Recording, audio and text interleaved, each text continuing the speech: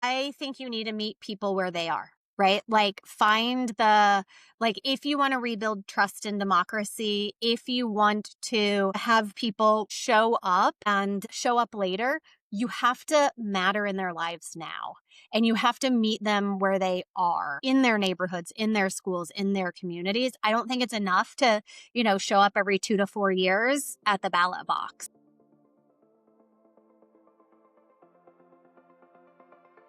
Welcome to Anchor Change, where we help you panic responsibly in a chaotic world. I'm Katie Harbath. I've navigated impossible trade-offs in tech, politics, and my personal life for decades. I know that can be lonely. As a Midwesterner who spent 20 years in Silicon Valley and DC, it's taken me a while to figure it out. I still am. One thing that helps me is hearing the stories of other people forging their own paths. Because in a world of complexity, you don't have to navigate it alone. Welcome to Anchor Change.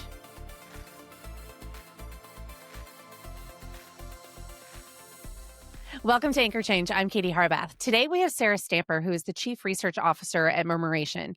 Murmuration is an organization that uses data and other insights to help organizations to figure out how we can better improve civic life here in America. And I particularly wanted to talk to Sarah about her research on Gen Z. I've been pretty obsessed lately about how different generations are using the internet, how they're navigating this world, these lives, how marketing's impacting them. You can go and look at a newsletter I just published about how the different generations are using the internet in order to engage. And so I'm really excited to talk to Sarah about her research to understand the specific challenges that Gen Z is facing right now and how we can incorporate those no matter what type of organization that we are in. So I hope that you enjoy. Sarah, welcome to Anchor Change. Thank you so much, Katie. It's great to be here. So I have a ton of questions for you because I'm super interested in all the research that you are doing. But I thought first, maybe you could share with folks a little bit more about what Murmuration is and what your role is there as Chief Research Officer. Yeah, so Murmuration is a nonprofit that really does four things. We organize a network of organizations that are doing community focused work, and we equip them then with three things: with insights,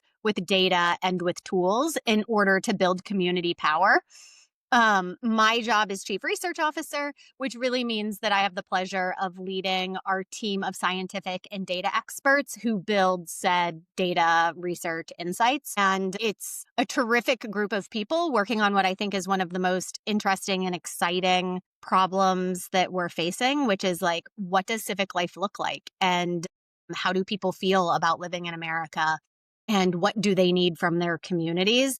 And so every day we're tackling those kinds of questions in order to figure out what partners on the ground really need for more deeply building relationships and engaging with communities. Imagine this is changing almost near constantly. It must be a hard thing to keep up with, even thinking of the research questions. Yeah, it's interesting. It is one of the reasons why we started an initiative that is called Civic Pulse, which is to be able to listen at scale. And so every day we're talking to 500 different Americans about what's keeping them up at night, where they have hope, what their communities need. And we're not doing it in these closed end boxes that presuppose a solution or a right answer.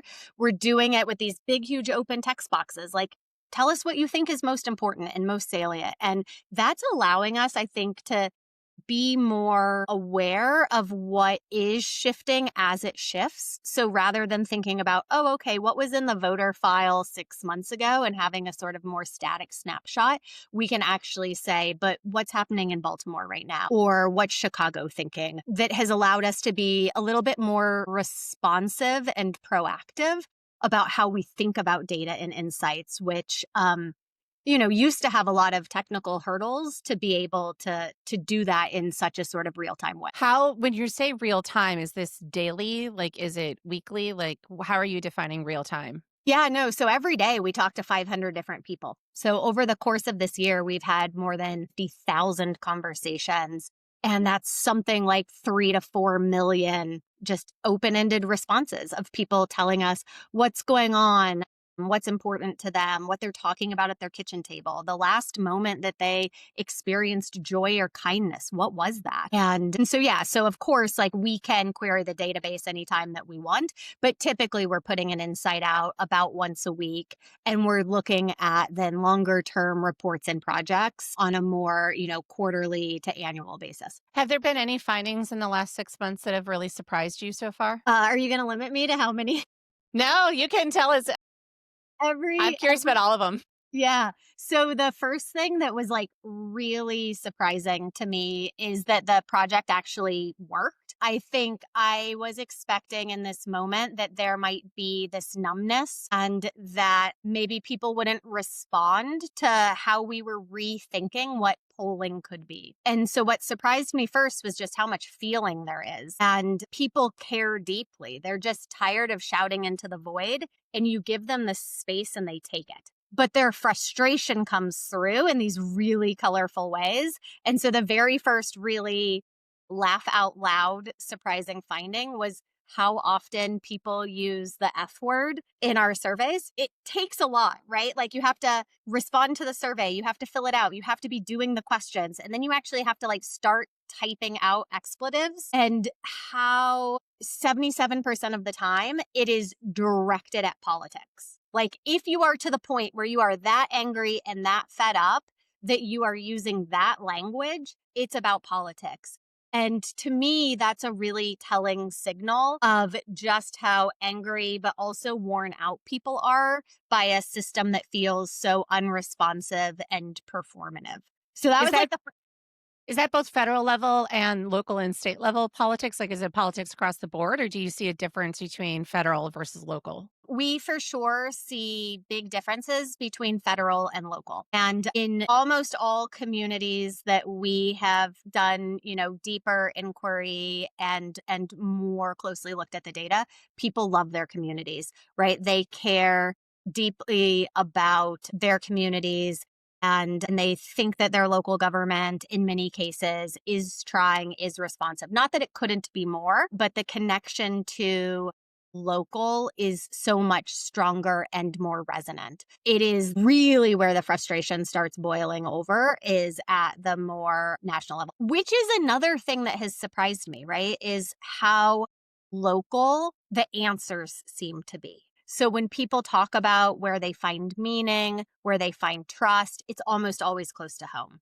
They're talking about a neighbor, a library, a local business, a teacher. And so, in some ways, maybe the story of civic life isn't one of collapse. It's one of disconnection and distance, where the threads are still there. And I think about our work in how can we help people see those threads, and how can we help them see themselves in it again. The third finding that has really surprised me in the groups that I talk to and the people that I spend time with and how I feel in my day to day, it feels like 2025 has just been a lot for everyone. And we see that in the data, right? People are overwhelmed, they're stressed. 91% of people have felt some degree of burnout. 2/3 of people don't really have that many third spaces anymore. A third of people are super lonely. Like it's been a really hard year. And yet, hope has stayed consistent. It's been steady. January, February, March, right? Like October. Hope has sort of just like always been there. 65% of people deeply believing that they have hope for their future. And that has really surprised me. That, right, like I just would have expected these much bigger swings when we talk so much about deep concern for democracy, for our communities, for the direction of the country, that there is this civic power in hope that stays consistent. And so if I think about, right, then like, well, what does that make me, I guess to use the pun, hope for? Right? Like it's actually to give people something to hope for again, rather than being anti this or anti that. Can we paint a really big, bold future for people to believe in and to orient our hope towards something shared, that's rooted in collective action and building collective power. That's sort of the last really big surprise of, in this data that is always a mix of hope and heartbreak. It just surprises me that hope stays as steady as it does. Really quick clarifying question Yeah. for those that aren't familiar, what is a third space? You said Oh, people not having their third space. What is that? yeah, sorry about that. I could talk about third spaces all day. Third places are these places that aren't work, they're not your house, they're somewhere where you can just go be. And in the pandemic and subsequently, so many of those places have closed or they have become less accessible because, like, let's be real, lattes cost $7. And so is it still a third space if the price of entry is $7? Like, or is that a luxury? So many people are telling us that they just don't have enough places to be. And we hear this in particular for young people, but even just across the board, right? That, like, we want to gather, even informally, to connect, to unwind, to participate in life. And we don't have enough space in our community, whether it's because of rising costs, the pandemic, everything has a subscription. And so now it feels pay to play or transactional when it's really just like we want a place to come together and to feel like we belong. When we ask people about where they belong, it's so often, right? The basketball court in the park, the corner library, the coffee shop where the barista knows their order. And that loss of those spaces is deeply felt. Does that I help? do have to say, no, it makes sense. I Yeah. was the time you're thinking about it. So I spend time on Kent Island on the Eastern Shore. Okay. And I can't talk about the joy I have when now the bartender knows my drink and he sees me walking in and that lemon crush just appears on the Yep. bar. And it's like that sense of belonging. When you said that, I was like, yeah, that place is the Kentmore is sort of where we go every Friday and we get to see those folks. And it's just a different spot than where we're at during the week. Yeah, I mean, I have something similar. So I spend the majority of my time in Baltimore, Maryland, and lots of weekends we go out to a place called Berkeley Springs, West Virginia, which is about 650 or so residents. And when I think about the connections that I have to my neighbors there, even though I'm not there as often, it can be so much more deep and interesting because our worlds just collide so much more often, right? I see them at the Ace every time, this breaks or that breaks and I've got to go to the store. There's only a couple restaurants and a couple bars. So, like, you're always running into these folks. And then, a tree falls and it blocks the road. And, like, your neighbor comes by and is like, oh, don't worry, the chainsaw's in the back. Like, I got it. We The, had that too. We yeah. had a big storm came in. We were there and it flooded parts of the restaurant. And these poor high school boys were trying to mop it up. And somebody was like, wait, I've got a shop vac in the back. And another person was like, wait, I've got this. And all of a sudden you saw this community come together in under 5 minutes to clean up a store, a flood that had just happened. And I was just like, I don't get that in DC. Like it was just such a smaller town feel for some reason. Yeah, I mean, I think that to me, third places aren't nice to, like, yes, they are nice to have. They're not just nice to have. They're actual essential community infrastructure for well being, for connection, and then for a thriving civic life. We can see in the data that when you have those spaces, you feel more a part of your community and you are more likely to rate your community as good. And then you are actually more likely to show up, right? To engage civically. There's a big uptake the more, connected and like you belong and that people care about you. It matters not just for how you feel, but for what you do. And so I really do think these spaces, those interactions become community infrastructure and that they're necessary if we are going to have communities where people can live, healthy, free, dignified lives and really be able to thrive. So, one of the things I'm particularly obsessed with recently is looking at this across generations. Yep. So, looking at how different generations are consuming things online, how they're engaging. And I know that that's something you all look at your research too. I do want to talk specifically about Gen Z, but first, I'm curious just in those findings and what you're finding in real time, any particular trends across generations that you're seeing? So here's the thing that's interesting. We've done Gen Z research for several years, and I'm always, I spent a lot of time in the classroom. I feel like I used to teach Gen Z. I love Gen Z. And so I'm always like, hey, what's going on? Like, what's shifting? What's different? The thing to me that has been so striking recently is like in so much of our data, they're not looking that different anymore. And so I think that we have a little bit like thought about and internalized some sort of idea of like, oh, young people, Gen Z specifically, they're like this new species, right? They're digitally native, they're chronically online, they're emotionally fragile, they're allergic to institutions and systems and.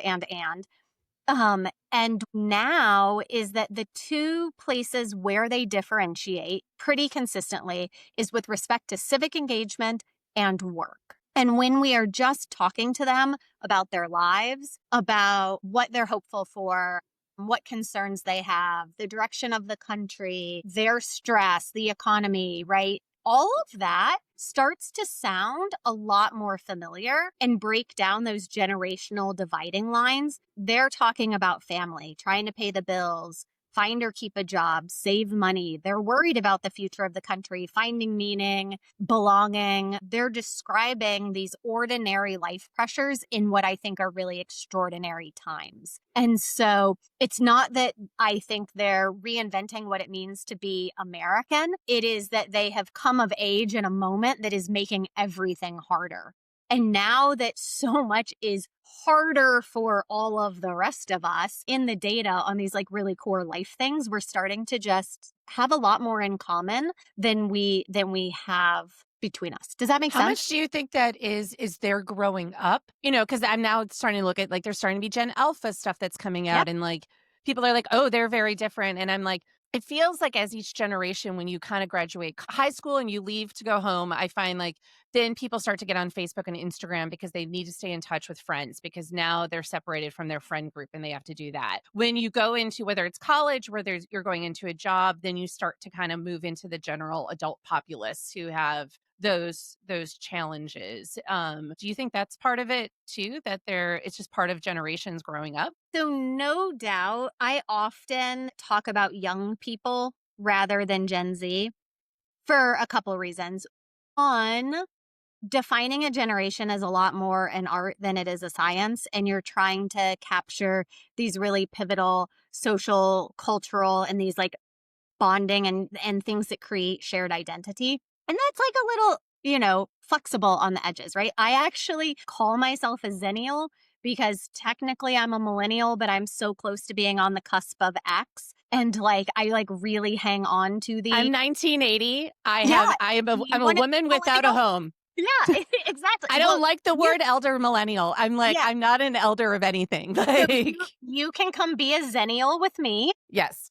Right? Like, I do still love avocado toast, and yet, like, so much of the narrative around millennial didn't resonate with me. And so I think that, like, one, I try to talk about young people because some of this really just is what is it like to be young? And the point around Gen Z is very much, but they were coming of age in this world that was constantly on fire, right? Climate change, school shootings, political chaos, financial stress, and the internet makes sure that they just never get a break from it. Like, that is no doubt actually different than what it was like when I was, quote, young, right? So there are things that I think are a through line for being young. And then all of a sudden you're 26 and you get kicked off your parents' health insurance and you've got to find an apartment and like you have your first job and right? Like there's for sure stuff that is just young that you go through these life events, eventually, maybe have kids like and you hit these sort of stair steps in sort of your You evolution. you There's did also say there there's also stuff that I think is different, right? About being Gen Z, where these moments hit in these really formative times of development, and those experiences really shape, um, your mental health, your civic health, and sort of have bonded together in a generation. And so that is why we get these differences in civic engagement, why we get these differences in how they are thinking about and at work that are sort of persistent, right? Like even though they have like grown up, like those things are still there. Well, and I wanted to ask about that, the Yeah. civic engagement and the work Yeah. stuff. So where are you seeing what are the big differences that you're seeing with them in those two areas? Yeah. So their civic life, I think, is deeply paradoxical. They are anxious but idealistic. They are skeptical but hopeful. They're emotionally taxed, but they still show up. More than any other generation, they're the ones that say they want to do more. And I think that tension between aspiration and exhaustion really defines their civic life, so that it's so hard to separate mental health from civic health, because those mental health challenges aren't the exception. They are the background noise for them of everyday life. And to sort of like echo back to what I said before, because this like world that they have come up in has been so chaotic, and so much of where they were promised sort of stability, they didn't find it. And so they are more likely than older generations to have done something civically in the past month, volunteer, sign a petition, show up for a cause, but then on the counter, right, less likely to then actually go vote. And so to me, what's really interesting about the ways that they engage is it's highly emotional. It's driven by meaning, by purpose, by identity. And when they engage, they do it with their whole selves. And when they disengage, it's often out of self-protection rather than apathy. We had this really, obviously it's October, over the weekend, Baltimore, I think more than 2,500 communities had the No Kings protests. And the thing that was so interesting about it happening in Baltimore was that that's the day that has, for years and years and years, been reserved for the Baltimore Marathon. And so the marathon sort of shuts the city down, puts a big route around it, like draws a circle around the city, and has all the permits. And so the young people and the folks organizing that protest couldn't get the permits. And I think rather than say, oh, okay, I guess it's not going to work, they were like, wait a second, why don't we just line the marathon route? And so there was this sort of pop-up protest of, there was this really cool 4-mile stretch that was the marathon course. All the runners are running by, and the No Kings protesters, so many young people there protesting, and all of their signs were really funny running puns, like, you're running better than our government. Democracy is a marathon, not a sprint. Like, those are the moments where I'm like, you know what? Like, like, they care The deeply. kids are going to be all right. They're going to be all right. They care deeply. They are showing up, right? They are facing this mental health and civic health, and it is not just an individual challenge.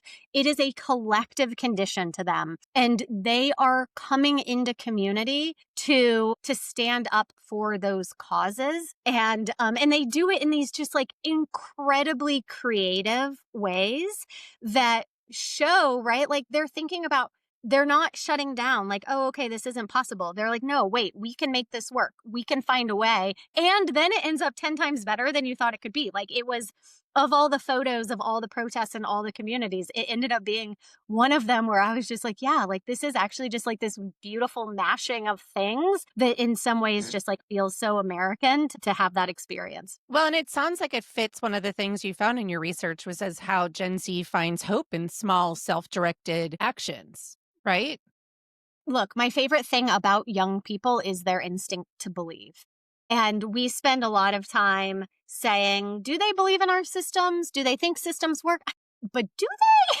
Right? Do they believe that institutions will save them? I don't know, but will they? Right? Like, so a lot of that skepticism is well founded, but no matter what, they believe in themselves and they believe in people more broadly. And to your point, they express that in all of these smaller, perhaps, but tangible actions: mutual aid, peer support, local volunteering, starting a group chat to help a neighbor, right? So I think that if I were an organization, the job of working with young people is not to try and make their hope bigger. They actually believe that they can have more impact on local issues, 14 points or so, more than older generations. We don't have to make their hope bigger. They have it, right? I think our jobs are how do we make the work easier? How do we build low barrier ways to participate and actually make sure that they can feel the meaning of that contribution? And how do we do that without co-opting their hope, right? Like we can't steal it. Like it's not ours to take. How do we connect it to celebrate the small wins and make sure that those everyday actions ladder up to a bigger story about change without the thing that does sort of shut them down? Like you don't need to feel like you have to solve everything at once, right? Like sometimes one step in the right direction is good enough. And I think that goes into too that Gen Z is really also redefining what community means, often in digital spaces. And so, what are the implications for that when we think about civic participation in the next decade as that generation continues to grow up and take more prominent positions in various civic roles? I keep in mind that that I'm talking to someone who spent a significant amount of your time at Facebook. I will specify I don't have Facebook or any social media, so I'm like personally as a neuroscientist like a little skeptical, and I personally distance myself from some of this digital space and community. Part of why that is because we are finding time and time again in the data that digital belonging is not the same as sort of in real life belonging. And that difference really matters. So I think it is alarming that young people who feel a sense of belonging in online communities, their life satisfaction does not differentiate between young people who have nowhere to belong. And it's significantly lower than young people who have in-person belonging. So I think that it just can't be, right? The future is not going to be online or offline. It is very much going to be both. And I think it's really critical to think about hybrid communities and models where you can use online to spark that connection. But how then do we bridge and take that connection into real world participation where you feel a tangible responsibility and care for one another, right? Well, I think about the group chat you just said, like if a group of, people create a group chat to help somebody in their neighborhood, Exactly. it's right, you're utilizing online tools and more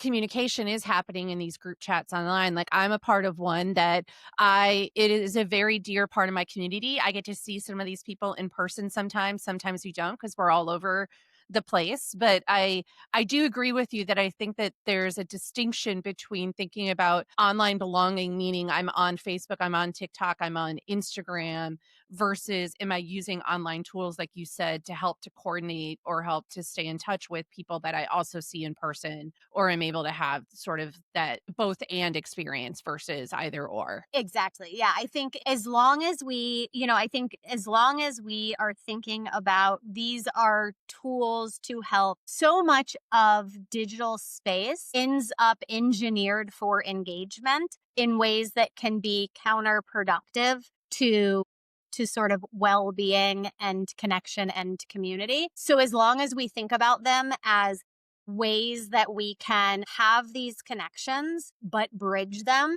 I think we're going to end up in a sort of much better space than so much of the conversations today. Like I get a little bit nervous when we start talking about, and then we're going to be best friends with ChatGPT, and we're going to have a robot for this, and we're going to have this, and we very much I think are driven by relationships and by human connection and community. And I think of let's use digital spaces as a way to help facilitate, reinforce, and bridge to those rather than supplant. I have one more question on Gen Z before we move on, but that is how they're observing work because I find this dynamic super interesting as well between generations, even our Xennial generation versus when I talk to Gen Z or later millennials. What findings have you found in your research about their relationship to work? So a couple things tend to be true. So one, we don't like explicitly seek this out.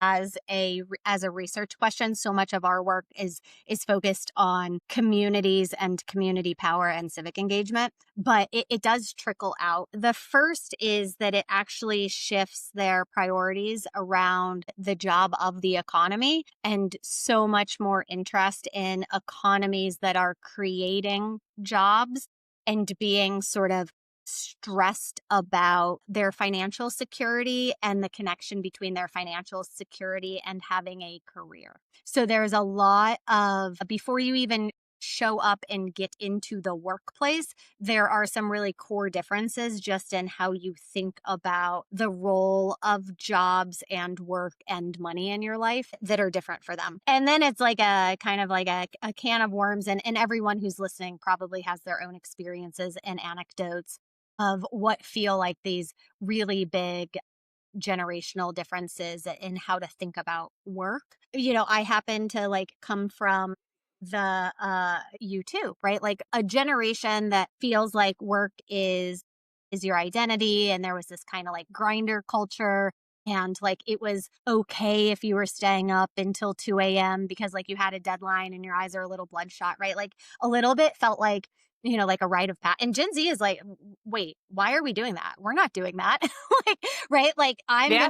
I'm right. Like I'm going to come at 9. I'm going to sign out at 5. That's what you pay me for. You are paying me for my like, and here's the thing, like why like, we're not right. Right. Like sometimes I think that one of the jobs of the younger generation is to push on the status quo and the ways that we have set up norms, and to say like, are you sure that we can't do better here, right? Like, are you sure that we can't be thinking more holistically about benefits? Are you sure that we can't be putting more boundaries to help people with work-life balance? Are you sure that we can't be bringing our whole selves to work, right? Like, those are actually, I think, really good cultural influences that we're getting from young people, even if you find these tension points of the like, oh, but wait, like, I mean, that, like you need to take the pause, take the I beat. know. I'm thinking of Hamilton when the king, in one of the sections, when the king comes out and he finds out George Washington is resigning,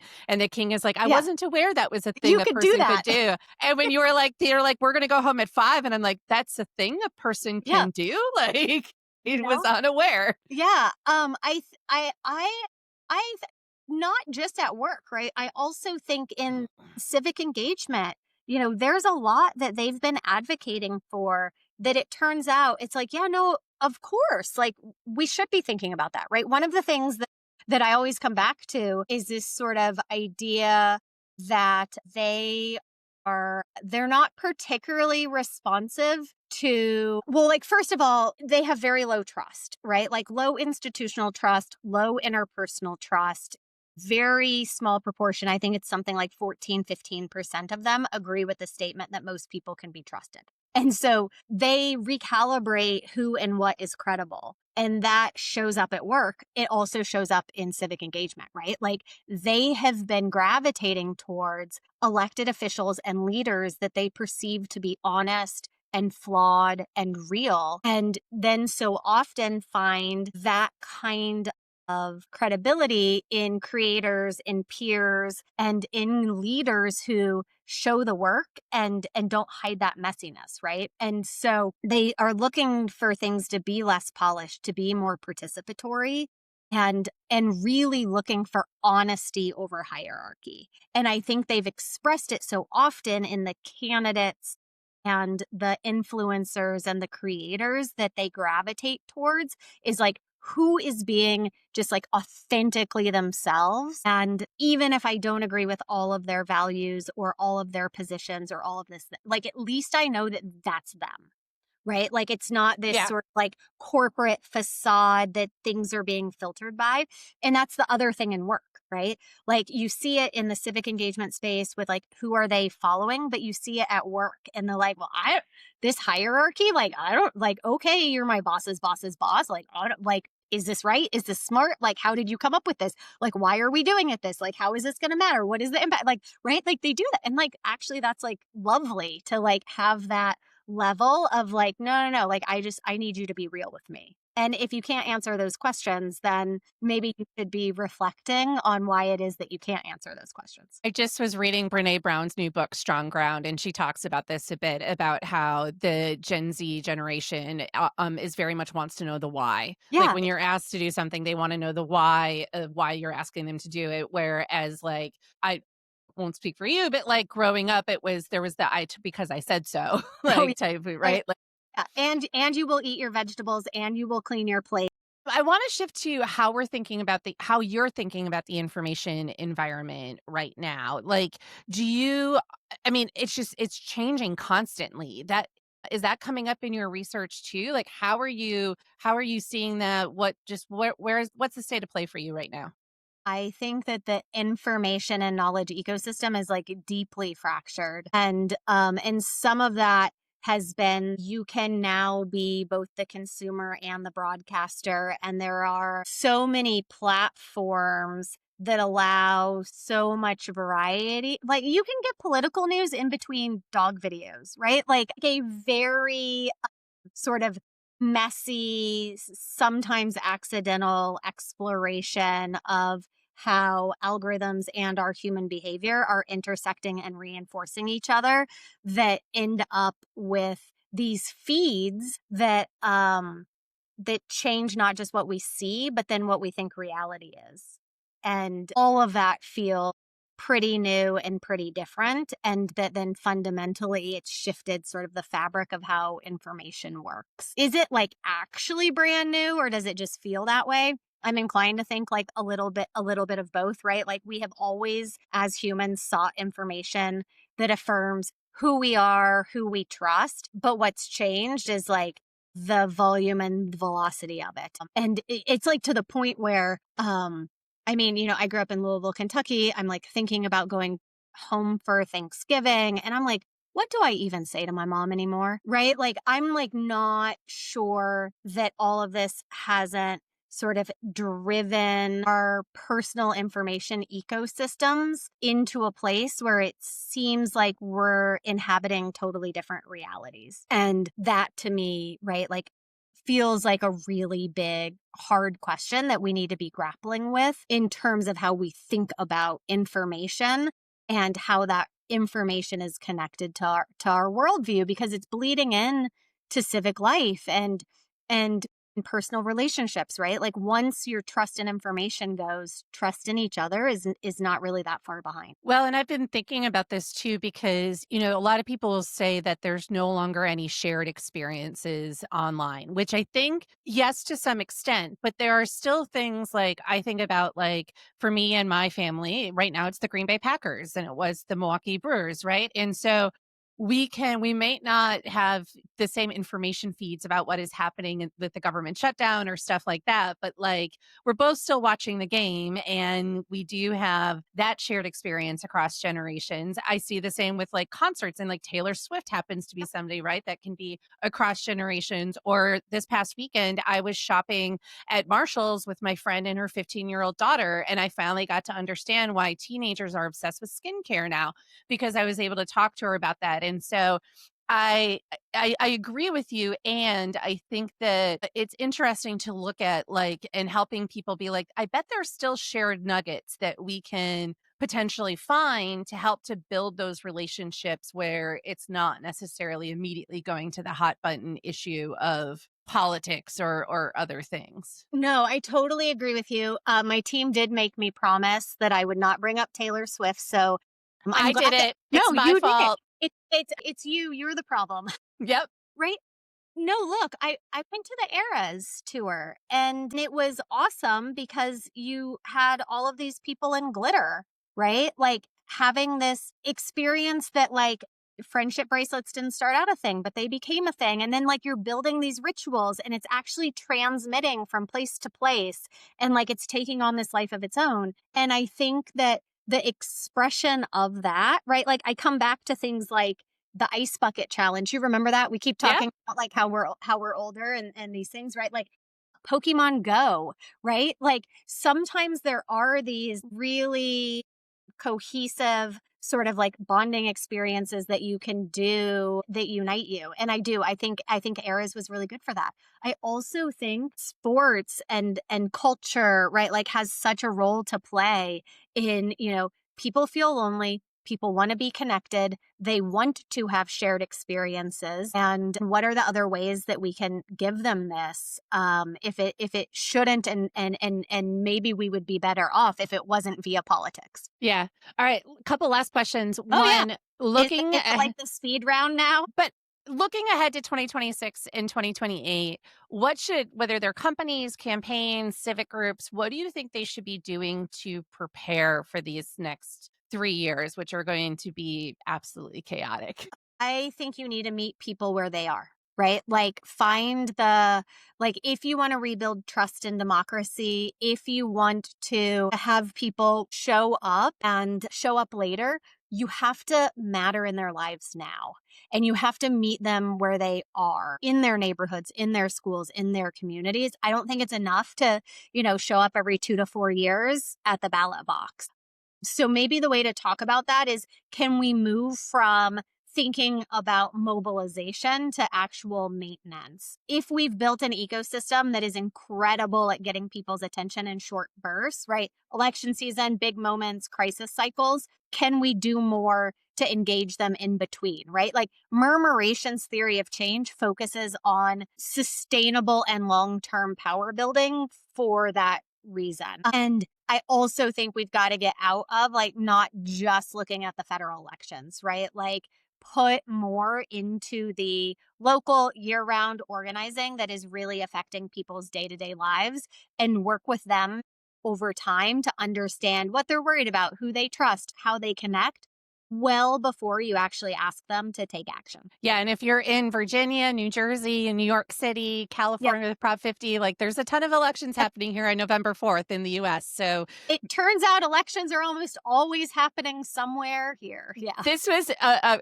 old boss of mine at Facebook. He was always like, Katie, he goes, there's always an election happening somewhere in the world. Like your job security is good no matter where you're going to be at. And It's on the counter. It's also always happy hour somewhere too. So it like is. they go together. They do go together. Well, last question, Sarah. Where can people find more about your research, about Murmuration, and all the great work you guys are doing?